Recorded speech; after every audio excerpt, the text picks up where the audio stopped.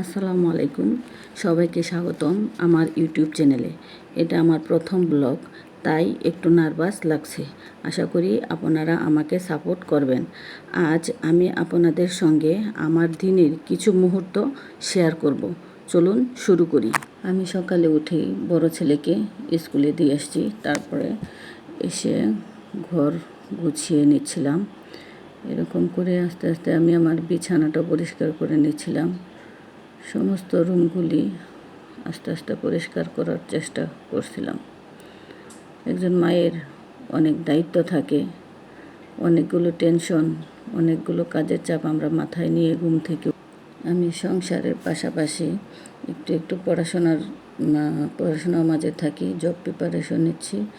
আমার দুজন বাবু আছে, আমি ওদের সামলে সংসার সামলে সব কিছু করার চেষ্টা করি। আসলে একজন মায়ের মধ্যে অনেক কিছুই থাকে, যা সময় সুযোগ সব কিছুরভাবে হারিয়ে যেতে থাকে। আবার অনেক মায়েরাই আছে অনেক চাপ প্রতিকূলতার মধ্যেও নিজেকে ধরে রাখতে পারেন, অনেকেই আবার পারেন না।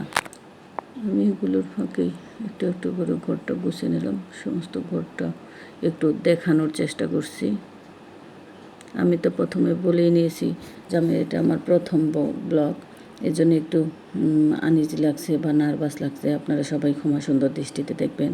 আর আমি তেমন একটা ভালো এডিটিং পারি না, তেমন একটা, যেহেতু এটা আমার প্রথম ব্লগ, আপনারা একটু ক্ষমা সুন্দর দৃষ্টিতেই দেখবেন। আমি এভাবে আমার ঘরটাকে গুছিয়ে নিয়েছিলাম, যেহেতু বাচ্চারা আছে, সবসময় এত সুন্দর করে গোছানো যায় না। তারপরেও চেষ্টা করে যতটুকু থাকা যায় পরিষ্কার পরিচ্ছন্ন, এবং কি যতক্ষণ বা যেভাবে গুছিয়ে রাখা যায় চেষ্টা করি। এটাও অন্য একটা বিছানা, এই বিছানাটাও আমি আস্তে আস্তে গুছিয়ে নিচ্ছিলাম। এই রুমে বিছানা আর আমার পড়ার টেবিলটাই আছে, এটা একটু গুছিয়ে নিচ্ছিলাম। সঙ্গে আমার পড়ার টেবিলটা একটু পরিষ্কার করে নিচ্ছিলাম। আর এই কাজের মাঝে আমার মেয়ে আবার এরকম করে আলু চিপস করে চিনি দিয়ে খেতে পছন্দ করে, ওটাও করে দিচ্ছিলাম। এবং এইগুলি দুপুরে রান্নার ব্যবস্থা করছিলাম, এগুলোই রান্না করব। আবার আমি রান্নার শেষে যে রান্নাঘরটা যেভাবে পরিষ্কার করি সেটাও আপনাদেরকে আগেই দেখিয়ে দিলাম।